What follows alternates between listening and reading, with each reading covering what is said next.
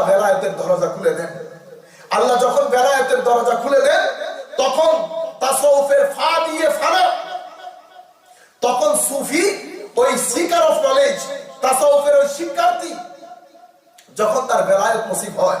বেলায়েত যখন নসিব হয় তখন ওই মানুষ সুফিয়ায়ে কেরাম বলছেন ওই মৃত ব্যক্তির মতো হয়ে যায়, যে মৃত ব্যক্তিকে গোসল দেওয়ানোর সময় তার কোনো ইচ্ছে থাকে না, তার সমস্ত ইচ্ছার গোসল তিনি দেন, উনি যেভাবে খুশি সেভাবে গোসল দেন, যেভাবে খুশি সেভাবে উল্টান, মৃত ব্যক্তির পক্ষ থেকে কোনো আহ পর্যন্ত থাকে না। তো সুফি বেলায়েত যখন নসিব হয়ে যায়, আল্লাহর মশিয়ত, আল্লাহর এরাদা,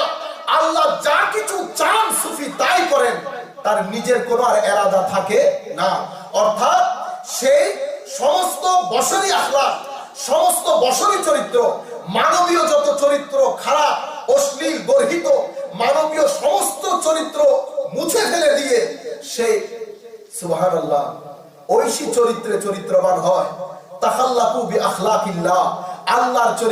চরিত্রে নবী করিম সাল্লাল্লাহু আলাইহি ওয়াসাল্লাম বলছেন আল্লাহর চরিত্রে চরিত্রবান হও। ওদিকে আল্লাহ কোরআনে পাকের মধ্যে বলছেন সিবাগাতুল্লাহ ওয়া মান আহসানু মিনাল্লাহি সিবাগা,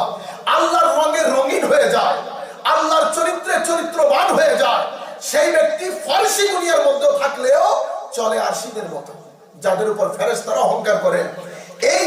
যখন সুফি এই মাকামের মধ্যে পৌঁছে যান তখন উনি ফানা হয়ে যান, সে বশরী দুনিয়ার মধ্যে থাকলেও সে আর বশরী থাকে না, সে আরশি হয়ে যায়, সে আল্লাহর রঙে রঙিন হয়ে যায়, আল্লাহর চরিত্র